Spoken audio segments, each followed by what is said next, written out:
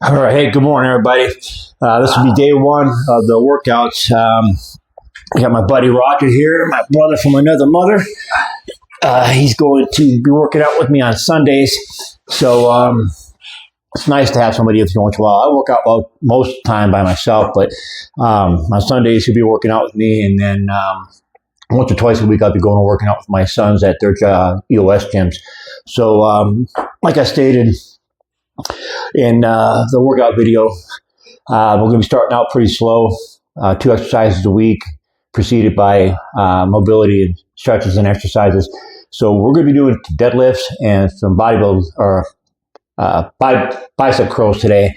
Those will be our 2 exercises. So we're going to start out with some 90-90s and probably do some combat stretches and probably finish off with some rifle flips for our stretching and mobility exercises. So we'll start out with the 90-90s here. Basically, it's a good exercise. Get your legs and your hips stretched out, your hips and your ankles a little bit too. There you go, Rod. You want to basically just get this leg out here in front of you. So when you put your arm out to the side, that's pretty much where your leg's going to be.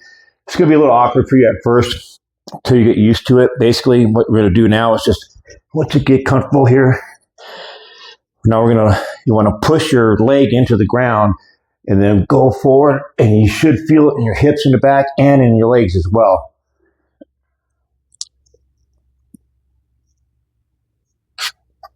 You want to hold that for a few seconds. Come back. We'll do that a few times on each side.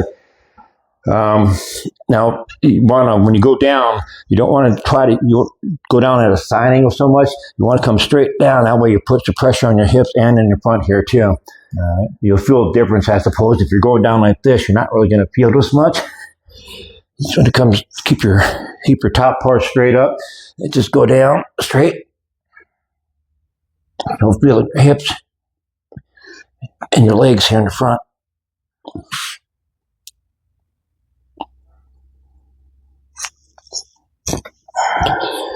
Now, when we get to the other side, you'll probably notice the difference because usually most people have an imbalance on one side or the other. Like the other side for me is not quite as loose as this side is for me. It's a little more difficult, but they help a lot. This is probably one of the best stretches out there.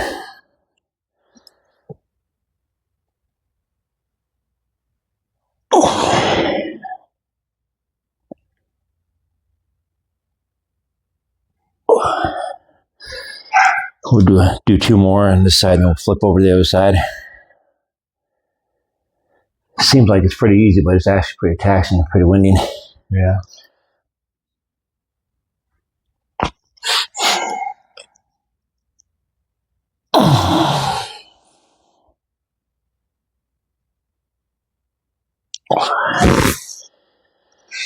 And one more. Does it matter your placement? Does it matter with the placement of your right knee? Like yeah, you just want to kind of keep, like I said, you want to keep it out. Like if you were to put your arm outside like this, that's where you kind of want that leg to be. Okay.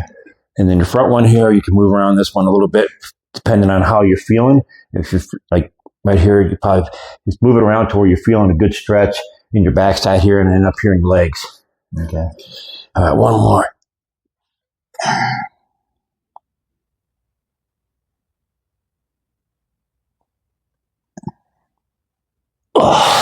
We'll switch over to the other side. This is the side that I need to work on quite a bit. Not nearly as flexible on this side. Same thing on this side. Just put your arm out there and leg lines up there, and then you can move around your front leg here, depending on how you're feeling to stretch. Oh yeah. Oh.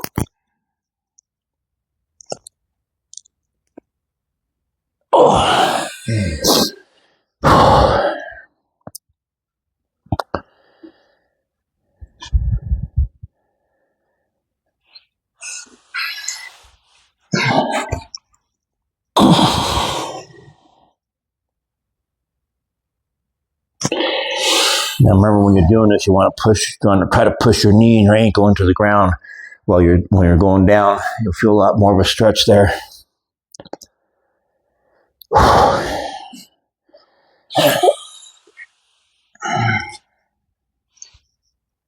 Now,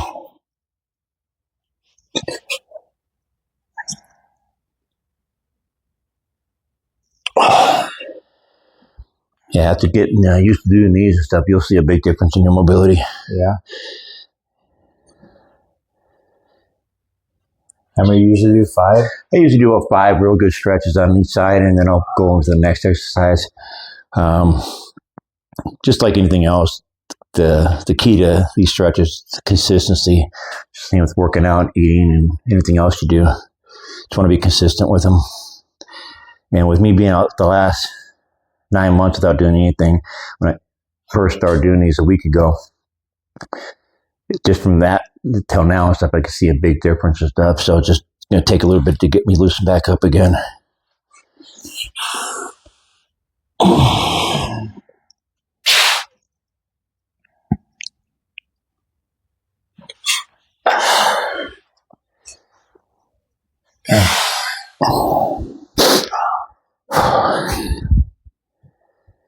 One more, and then we'll get into combat stretch.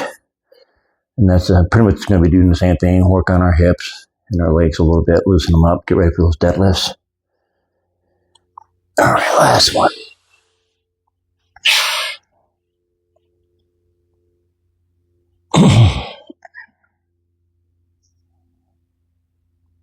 All right. Okay, now what we're going to do is called combat stretch. Basically, you're going to get your rear leg here sideways, and you're going to bring this foot up here. Remember those old plastic little G.I. Joe figures? Yeah. Kind of like, the guy that's shooting the gun. That's kind of like the stance that you're going to be wanting here. Try to keep this one as straight as you can across. Bring this one here. Try to even up with your leg, your front leg here. What we're going to do is you're going to grab this arm here. You're going to try to keep this one in, and you're going to lean forward.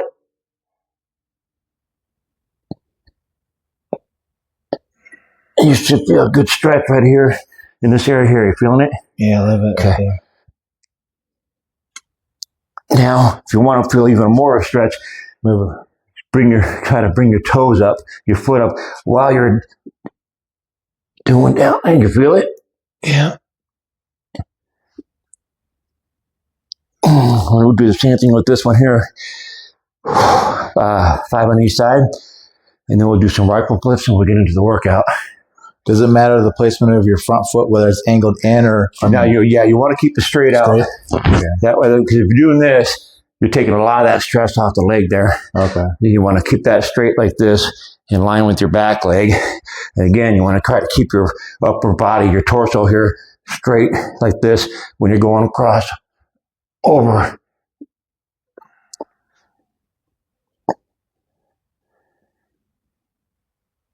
Now, there's a different variation of doing these too. You can do them actually almost sitting down too. But we'll try to get those in a couple weeks. They're a little more getting used to, especially until we get loosened up a little bit more. But we'll definitely, I'll show you that variation in a week or so. All right, one more side, this side.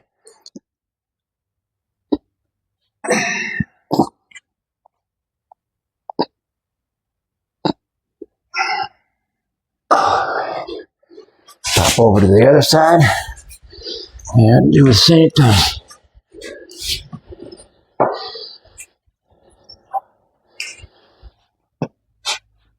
Now this one here is a little harder for me because of my arthritis in my ankle. So I don't have as much mobility, so I'm not going to be able to move as much without being in pain.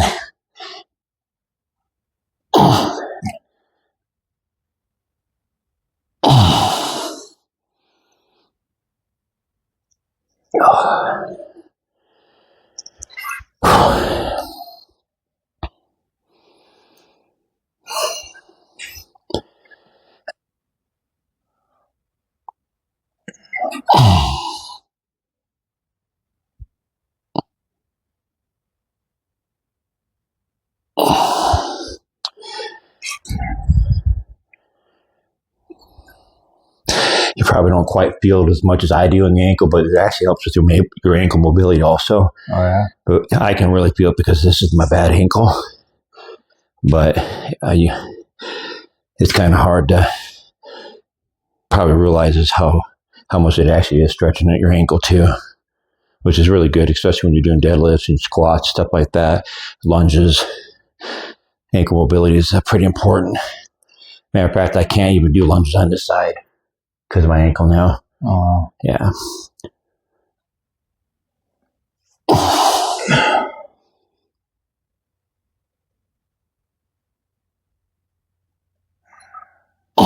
Oh. All right, one more. We'll do some rifle flips. And I'll get going. A lot more tiring than it looks, huh? no, it feels good stretching out. Yeah. Yeah. I should probably just dedicate just one day of just stretching at least. Yeah, that's what I'm trying to get. I've been getting the boys to do for the last few years. Is when I was younger and stuff, I was pretty stubborn and just wanted to get in the gym and just hit the goddamn weights and not worry about stretching out. You know, you don't want to think about that much but as you get older and stuff, it's pretty important. So I'm trying to drill that into the boys' heads is start stretching out so you don't have to worry about being as stiff as I am when you get older, because it's important. Keep going a lot more. All right, one more.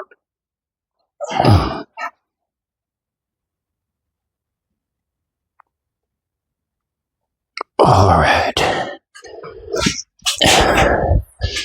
All right, we'll just roll these back. What I'm going to do with this one here is we're going to try to work on it's going to work our shoulders a little bit, but also going to stretch our biceps a little bit.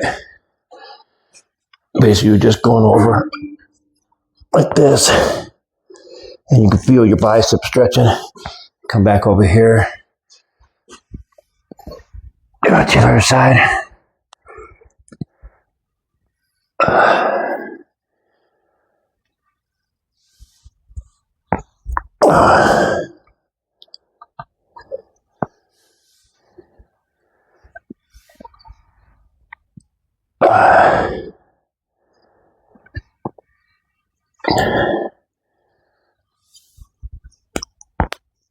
Pop there. Feel my pop.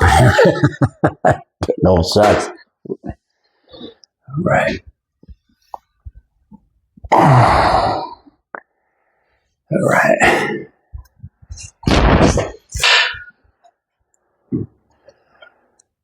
You just slide it like this. Yeah, you want to keep that hand pretty much stationary and just slide it along the pole. That way you're holding it. Not, you want to keep it, you want to feel that turn. You see what I'm saying? Okay.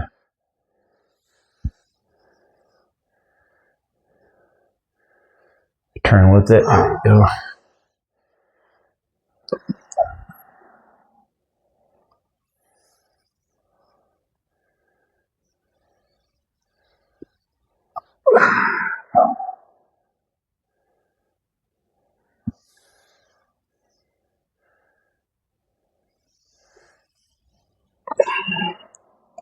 As we go and stuff with this is a loose variation of it. We'll get once we get going to stretch more and stuff like that. There's a harder version of doing this. Oh yeah. Yeah, you'll feel a lot more. But right now and stuff, we're just gonna work on the basics. Baby steps. That's what the key to this is going to be and stuff. Everything's going to seem a little light at first. We're going to feel like we can do more. Do you want to lean over too, or just trying to keep your body straight? No, to keep the body straight. You want to focus on stretching your shoulders and your biceps. You want to feel your biceps and your shoulders. We're not really working on any kind of side laterals or anything like that right now, or any kind of hip movement or anything. You doing 3 of these, or what was that, 4? It's just 5 for each side, and it'll be good. All right.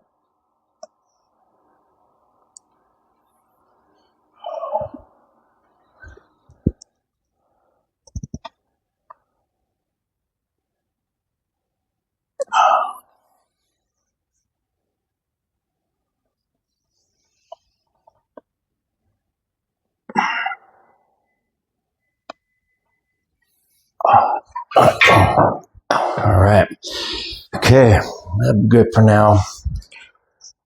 And while we're doing deadlifts, we can always, while we're doing the deadlifts, we can just like do what you're doing there and stuff, and just do some type of stretching in between, basically intra stretches.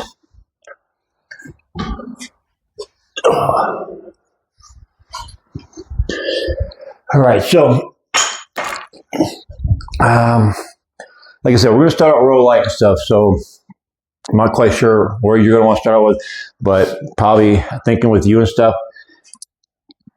maybe the 25s, unless you want to start with 15s or 10s. All right, we'll try the 25s. Okay. Now, like I said, remember, it's gonna feel light, but after not doing this for a while, by the time we're gonna be doing 4 sets of these, 4 sets of 10s. By the time we get towards the end of it, you're gonna feel it, and you're gonna feel it tomorrow for sure. We gotta keep our ego in check and realize that we're coming along slowly and stuff. We got basically reintroducing this stuff after not doing it for so long. So it's gonna seem real light at first, but like I said, we just got to keep our ego in check, because if we get too far ahead of ourselves, then we're going to be risk getting hurt again, and basically start from scratch again. So full progress as we've seen fittingly, but we'll start out real slow and go from there. So basically, remember, you just want to get down there and get your shins right up against the bar pretty much. Find a foot placement that you're comfortable with, not too far out, pretty much shoulder width apart, and just come down. Grip it. And just trying to keep your legs slightly bent. Just slightly bent, and you're going to come up. You're going to be pushing the ground away from you, not lifting up with your back. You don't want to focus on basically doing a barbell row and straighten yourself up with it. You want to focus on your legs pushing the ground away from you and coming up that way. Okay. So basically, you're going to come down. Then you want to look up. That way you keep your back up, back straight, not get the tendency to hunch over by looking down at the ground. You can get down on here, look up, and just come up with your hip hinge. All one fluid movement. Come down.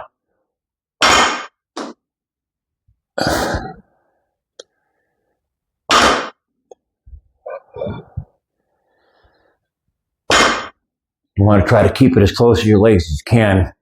That way you're keeping all the stress where it needs to be. Not too much on your lower back. The further you get out in front of you like this, the more pressure you're putting on your back, and that's not what we want to do.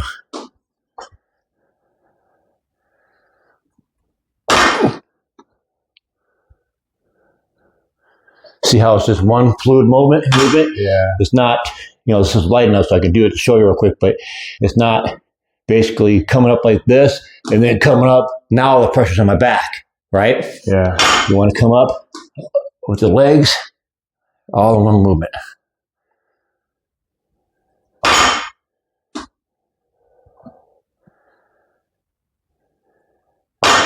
Okay. How many are you doing?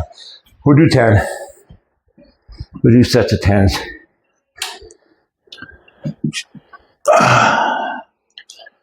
There you go. Look up. Exhale. There you go.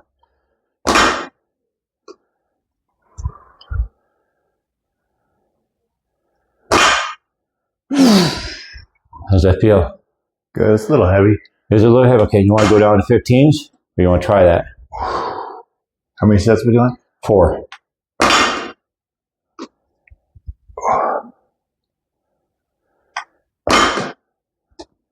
I mean, if it's feeling pretty heavy right now and stuff, you probably want to go down a little bit, because by the time we get to the 4th set, you're going to be pretty exhausted.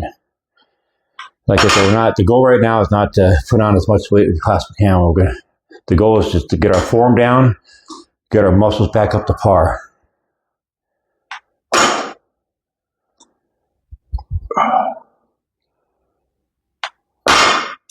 Yeah, I'll probably switch to 15. Okay. I'm going to actually go up a little bit. So what we'll do is, I think... put the 15s on, throw the 25s on, and then we'll put 25s over it, yeah. And that should be good for me for the first week.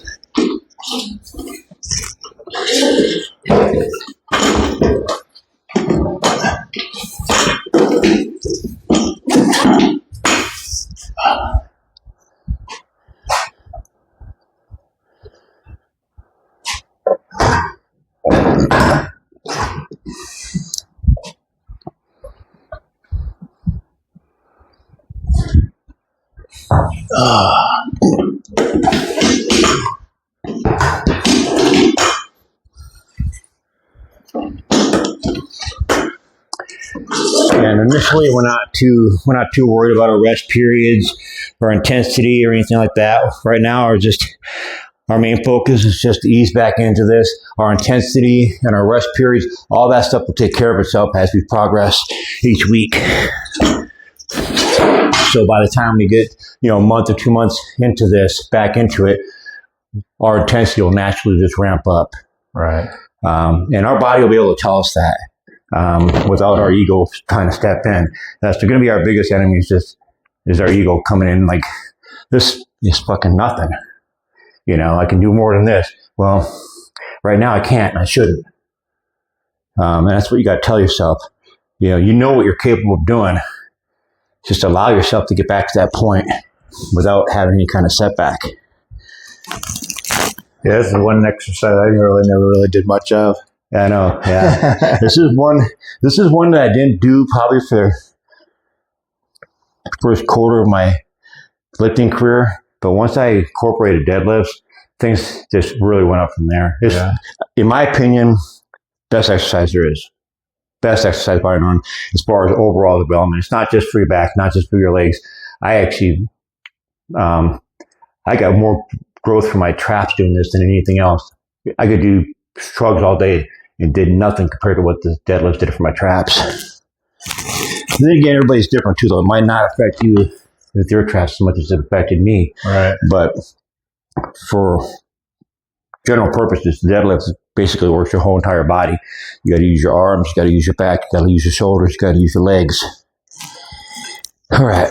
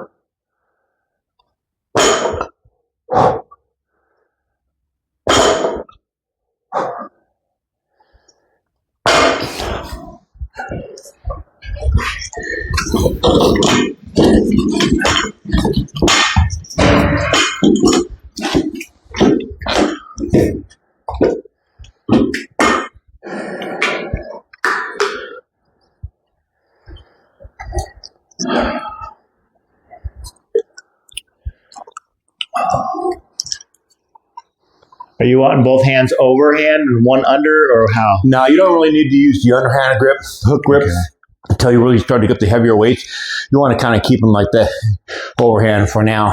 So I'm crouching down a lot. So you just want to keep my legs slightly bent? Just slightly bent, yep, just enough to be able to get that hip hinge in there where you're coming up. There you go.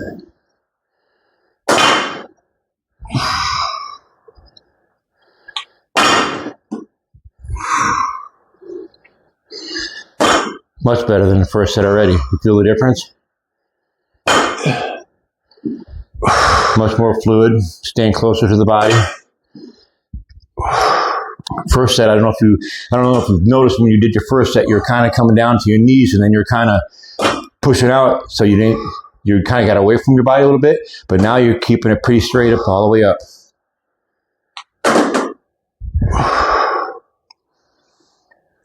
That too, and the neural part was rubbing on my leg a little bit. Yeah, I was trying to stay too close. That's why you see a lot of people, especially when they get these heavier weights and stuff, they'll have these socks all the way up to here and stuff for that reason. Oh, okay. Because it's gonna. I was thinking if they made some pants that had like a little thin, piece of layer of plastic or something, so you could kind of glide against it. Yeah. Like to give you like that. You're pushing it, keeping it close to your body because you can feel it. Like a rail kind of. Yeah. Yeah. That's yeah. You'll nick your chins quite a bit doing this exercise, but. All right. Long socks next time.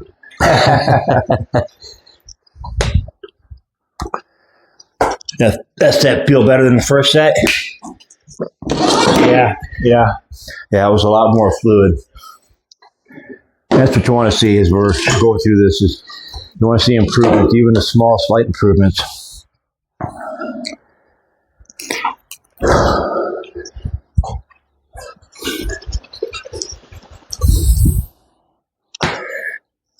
Yeah, usually like you're talking about the hook grip here. That's basically what that does when you get to the heavier weights. Is the purpose of that is to help you keep your grip more with the heavier weights. Not so much reasoning for it, like should I do it this way or should I do it that way? That's mostly just because it helps you keep your grip more. Now, like with my straps and stuff, before I got into powerlifting, once I got over 315, closer to 400, then I would use no straps up to that point. And when I got to that point, I would use the straps just so I can get my reps in without losing my grip. But when I got into the powerlifting, started doing the powerlifting meets, you can't use straps in a powerlifting meet. So I started using chalk and getting used to that. I'll still use my straps when I'm getting higher reps. Like if I want to, for example, if I get up to 405 on these and I want to get 8 to 10 reps, well, I'm going to use straps because I'm more concerned about getting the reps as I am about my grip strength at that particular time.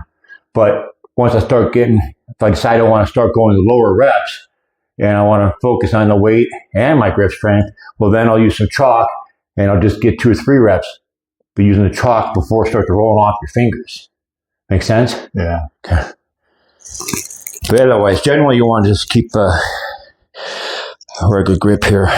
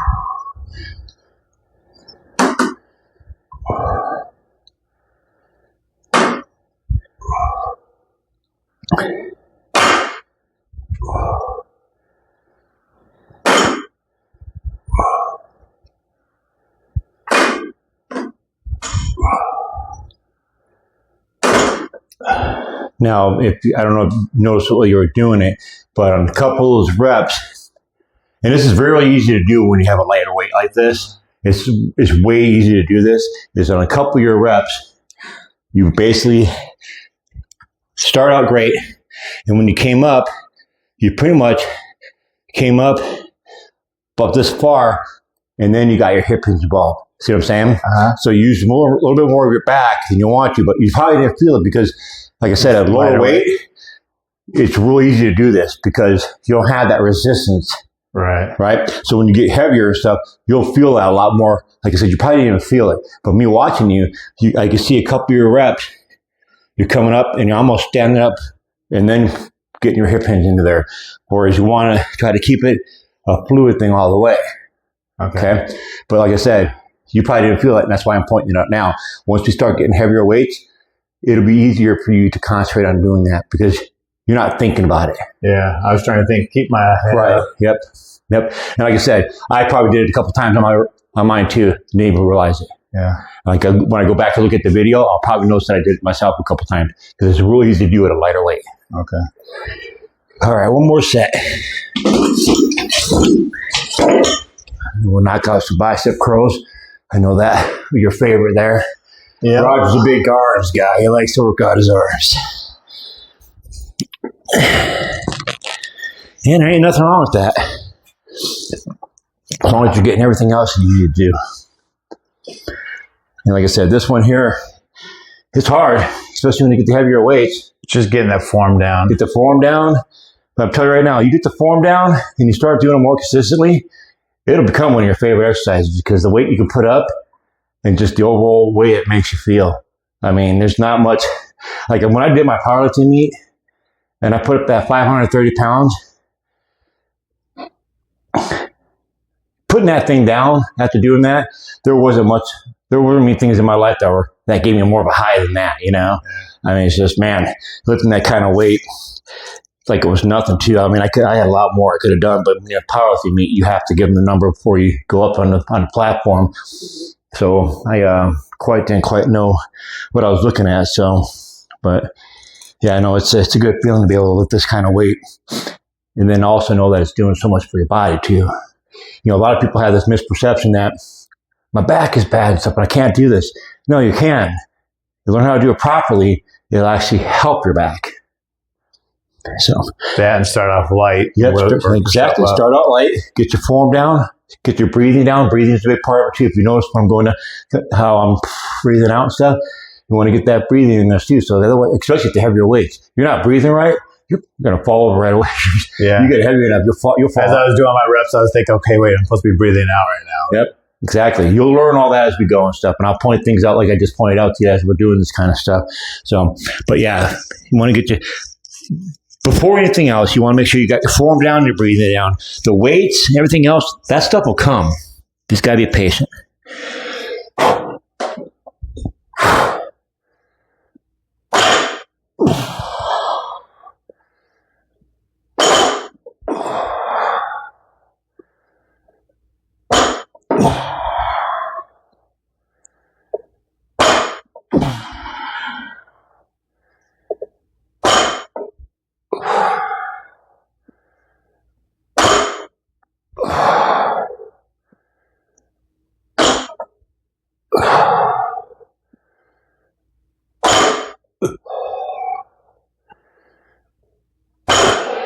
See, the ego in me, like, if I can put another 45 on there, this ain't shit. Yeah. But I know later on today, especially tomorrow, I'm going to feel this. Now, next week when we do this, it depends on what day I'm doing when you're here on Sundays, but next week when I do this, I'll probably go up, again, slowly. I don't want to get too far ahead of myself, but I'll probably throw a 45 and a 10 or something on, right? Yeah. Eventually, before you know it, did you go first? I went first, huh? Yeah. Before you know it, I'll be back up to doing 315 like nothing. But I just got to be patient with myself to get to that point.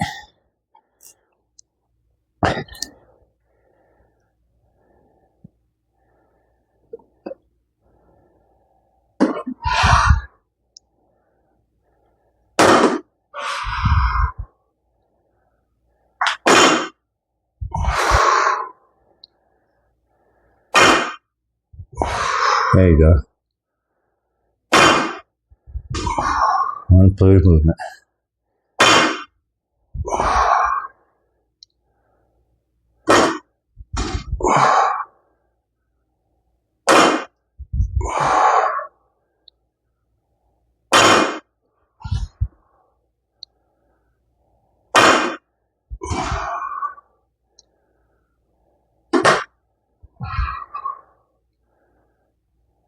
Yeah, just trying to get that timing of throwing the hip in. Exactly. And as you said, that's something that you'll learn as we go and stuff. And then, like I said, I'll point it out to you so you can concentrate and focus on that a little more. But yeah, just from the first set to the last set, you can see the improvements that you've made. And that's because as you went along, you're already getting comfortable with it. And deadlifts is one of those things too that you want to make sure of all exercise. I mean, you want to be careful with every exercise you're doing, but when you get up to the certain weights with these deadlifts, you really want to make sure you got that form and breathing down, because you can really mess something up doing these heavier weights. And I'm not just talking about your back. You could pull a hamstring or anything like doing that kind of thing, because the heavier we get, you're going to feel it more in your legs and your back as well. All right. Okay, I'm gonna knock out 3 sets of bicep curls. And again, like I told you before we started, you can do these alternatively, or you can do them together if you'd like. It's kind of a preference thing. People tend to focus on things differently than other people. Some people like to do them both at the same time and keep that constant tension. The other ones like to watch each other's arm go up and hold tension on that one while they're doing this one, right? Personally, me, I like to do my first half alternatively, and then my last few, I'll do both of them together. I was trying to think, like, if you do them alternatively, you tend to like more of a swing into it. Like, yeah, you don't want that at all. You do not want that. If you're doing them together, so you kind of take that out of it and not have that swing. Then that's how I would suggest that you do it, because you don't want that swing. Yeah. If you're swinging like that, you're taking a lot of the stress away from your bicep. So basically, you're just getting the momentum. Right. So, and that's like when I say, like, when people lift to failure, a lot of people think lifting to failure is lifting to where you can't lift the weight no more. That's not lifting to failure. Lifting to failure is when you're lifting a weight and you can't lift that weight with proper form. Make sense? Yeah. So grabbing 50-pound dumbbells and doing a couple of them and then getting down here and not being able to do that, that's not failure. Failure is being able to do them. And then on that last one, see, I'm doing this. Well, you're failing right there. Yeah. So, all right, so this one here, I'm going to probably start with, so this is the thing that sucks, starting out again like this after months, just not quite sure you want to start. So some of these things that we're just going to have to, trial and error with. So I'm going to probably start with 20s, see how that feels. If I can go up, I'll go up a little bit. If I can't, I can't. But like I said, the biggest thing we want to do here is you want to be comfortable with them. We want to get our form back. And like, the biggest thing also we got to remember too is we've been doing this for a while. Muscle memory is a real thing. And it's going to come back fairly quick. And one of the things about that with muscle memory is our muscles are going to come back a lot quicker than our ligaments and our tendons are. So even though we think we can lift more because our muscles are saying, no, this is light. Yeah. Well, you don't want to get too far yourself ahead of there, because even though your muscles might be able to put up a 50-pound dumbbell, your ligaments and tendons are like, no, we're not fucking doing that yet. The next thing you know, you strain yourself where you're having some pain in your ligaments until they get caught up with your muscles. That's the only downfall of muscle memory, really. So these ones here, like I said, you can do together or alternatively. I'm gonna start with, we're gonna do 3 sets of 10s. So I'm gonna do 5 in each by themselves, and then I'm gonna do my last 5 together. So the biggest thing here, like I said, is you don't want to have any that kind of swing. So keep back straight, arms back a little bit, come up. We got no swing.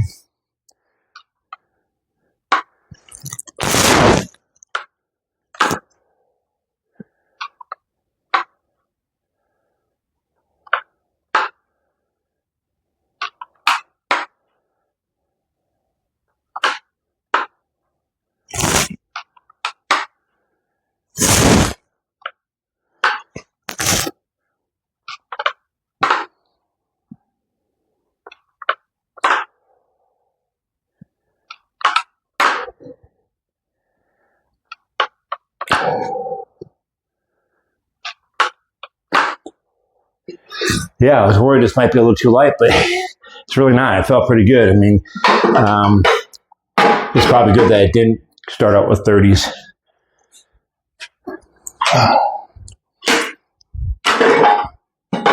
Yeah, this doesn't go to 15, right? Yeah. Does it go by 10s? Well, no, we can actually go to 15 if you want. You could pull out the little weight that's inside the handle. So if this is too heavy, we can pull the weight out still. How's that feel? Good. Okay.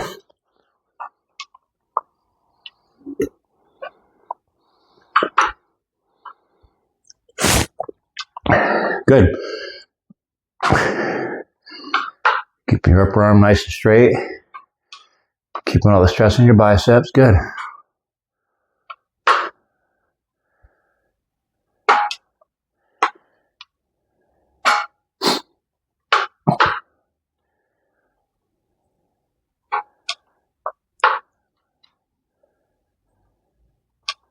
Nice.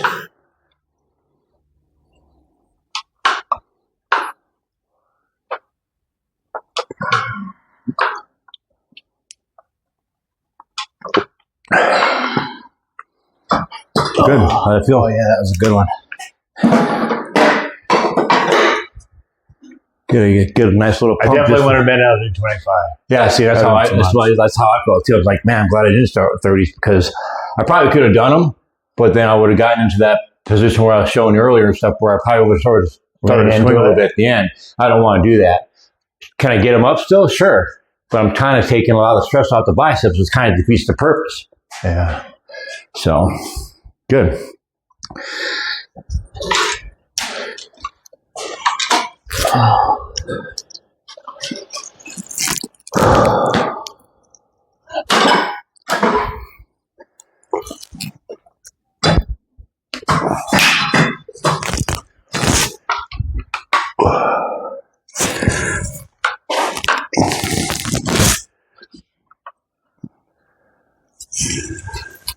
It's kind of hard to tell, but when I'm coming up, I'm flexing at the top.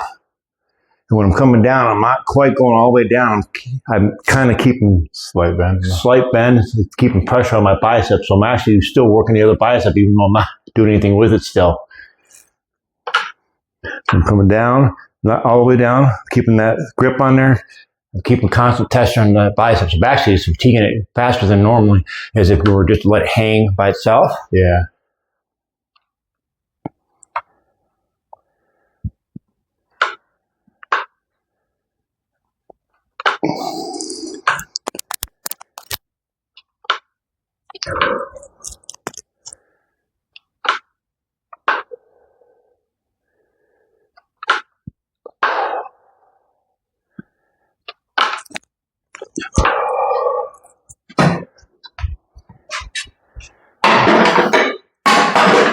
I mean, I could already feel my biceps getting pumped up. Yeah, I was just going to say before I started that, I have a good feeling that we're going to get a nice little pump just from doing this one exercise for our biceps, which is actually pretty nice considering that we're only doing 2 exercises today to start out with.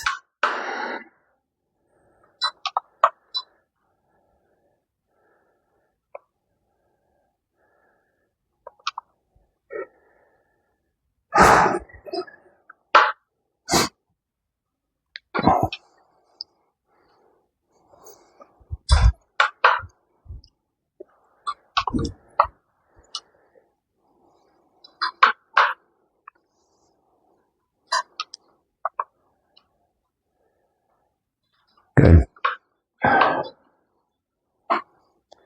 Starting to catch up right now. Oh, yeah, it is. Yep. That's what I mean. Like they're starting out lighter than we're normally wanting to start out, but it's going to be effective. The one thing that we got to keep in mind that I tell people a lot of times, I learned this from the guys at Mind Pump years ago, is the goal is to do as little as possible to elicit the most amount of change. It makes a lot of sense if you think about it. Yeah. So you're not overdoing things, but at the same time, as long as you're seeing positive changes, you're doing just fine. Yeah. Just give it time. Yep, just give it time. And again, like I said earlier, it's not the weights that are going to be helping us out. It's the consistency of doing this kind of stuff. And that's what, like I said, with anything. I mean, if there's one thing that got me to where I got to in the fitness industry with the expos and meeting other people I had met and stuff, it wasn't so much that I can lift a lot of weight or anything. For the most part, nobody gives a fucking shit how much weight I can lift. They care about the consistency. They care about the dedication. They care about doing things right. And they care about what you bring to other people also, right? So number one thing is just consistency, not just with the gym, but drinking enough water. Make it a goal to drink about a gallon of water a day. Your food. That's even more important than the gym, really, is being consistent with your intake, what you're putting into your body. And we'll get more into that later. So I'm going to do another video going over what my plan of attack is for my nutrition starting out with. It's going to be pretty simple. It's like anything else we're doing right now. I want people to be able to start watching this and not be overwhelmed like, oh my God, I gotta track this, I gotta track this, I gotta track this, I gotta do 15 sets of this, I gotta do 20 sets of this, I gotta breathe, I gotta do this. I don't want that. That's just a recipe for failure. People, when they're coming back from a long layup, or people that are just barely starting, just getting started doing this kind of stuff, you want to keep it simple, because that's going to increase the chances of them being able to succeed with themselves. Because again, like I said earlier, the intensity, the volume, your desire to do more, that will all come with time. Yeah. You got to allow yourself to get to that point. You want to be able to get to that point where this becomes enjoyable, not a task. You want to get to that point where this becomes a routine, not something you have to do, something you want to do. Yeah. So,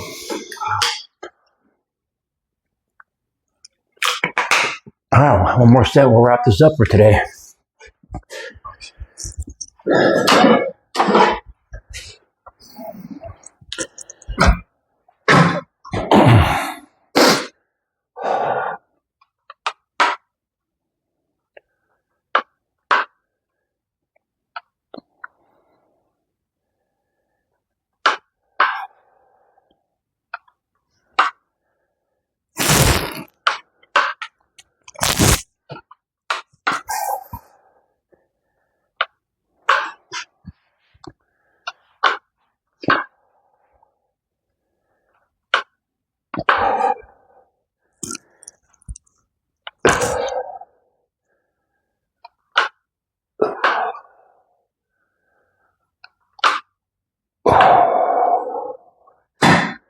Just going that nice and slow speed too is really taxing it. No, it is, and that's another one of those kind of tricks that you can do to make something that's not that heavy, make it heavier, right? Yeah, you just be surprised at but you're not overtaxing your body with the actual heavier weight. Yeah. Right. So, and I'm glad you pointed that out, because that's absolutely what it is. Is sure, we can whip these out super fast. Yeah. And there's nothing wrong with that at certain times either. You want to be able to work on some of that explosive strength as well. But right now, our goal is to get the form down. Our goal is to be comfortable and to just bring our muscles along slowly, our tendons, our ligaments along slowly. We get too far ahead of ourselves, start lifting too heavy and stuff, until we get back into some type of shape and form. It's really not the best thing to do, because it increases our chances of pulling something or straining something. It's a lot harder to pull or strain something when you're focusing a lot more on it. When you go nice and slow and you're giving it a chance to really work, stretch at the same time.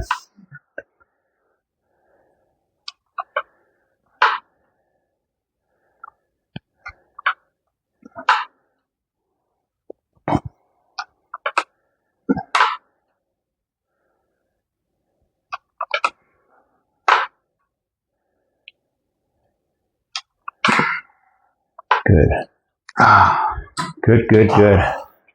Awesome. Right on. Well, that's a wrap. All you guys out there that are viewing this or watching this, if you guys have any questions whatsoever, please leave them below. I will answer everything as fast as I can, as honestly as I can. And we'll catch you guys tomorrow.